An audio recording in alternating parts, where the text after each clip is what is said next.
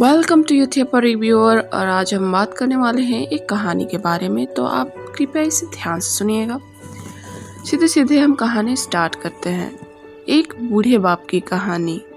एक बार की बात है, एक बूढ़ा बाप अपने बेटे और बहू के साथ रहने के लिए उनके शहर गया। उनके अत्यंत बूढ़े हो जाने के कारण उनके हाथ कांपने लगे थे और उन्हें दिखाई भी कम देता था। उनके बेटा और बहू एक छोटे से घर में रहते थे। उनका पूरा परिवार और उसका 4 वर्ष का एक पोता भी था। वह हर रोज एक साथ बैठकर खाना खाते थे, तो वह भी उनके साथ खाना खाने लगा। लेकिन बूढ़े होने के कारण उस व्यक्ति को खाने में बहुत दिक्कत होती थी। खाते समय चम्मच से दाने नीचे गिर जाते थे और उनका हाथ कांपने लगता था। कभी कभी हाथ से दूध भी गिर जाया करता था।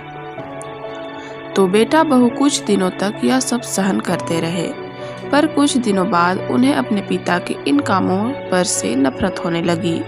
तभी बेटे ने कहा कि हमें इनका कुछ करना पड़ेगा, और बहू ने भी उनकी हाँ में हाँ मिलाई और कहा, आखिर कब तक हम इनकी वजह से अपने खाने का मजा किरकिरा करते रहेंगे। इनकी वजह से हमारे कितने चीज़ों का नुकसान भी हो गया है और यह सब मुझसे देखा नहीं जाता। तो अगले दिन बेटे ने अपने पिता के लिए कमरे के कोने में एक पुराना मेज लगा दिया और अपने बूढ़े बाप से कहा कि पिताजी, आप यहाँ पर बैठकर खाना खाया करो। तब से बूढ़ा बाप अकेले ही बैठकर अपना भोजन करने लगा।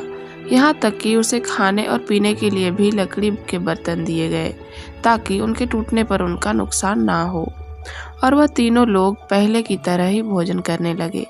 जब कभी कभी बेटा और बहू अपने बूढ़े बाप की तरफ देखते तो उनके आंखों में कुछ आंसू आ जाते थे, लेकिन फिर भी उन्होंने अपना मन नहीं बदला। वे उनकी छोटी छोटी गलतियों के कारण उन्हें ढेर सारी बातें सुना देते थे। उनका 4 साल का बेटा यह सब कुछ बड़े ध्यान से देखता रहता था। इसलिए एक दिन खाने के पहले छोटा बेटा अपने माता पिता के साथ जमीन पर बैठ गया और कुछ करने लगा। तभी बेटे के बाप ने पूछा कि तुम यह क्या बना रहे हो। तो बच्चे ने मासूमियत के साथ जवाब दिया कि मैं आप लोगों के लिए लकड़ी का एक कटोरा बना रहा हूँ, ताकि जब आप बूढ़े हो जाओ तो मैं आपको इसमें खाना दे सकूं। और यह कहकर बच्चा अपने काम पर फिर से लग गया। इस बात पर उसके माता पिता को बहुत गहरा असर पड़ा।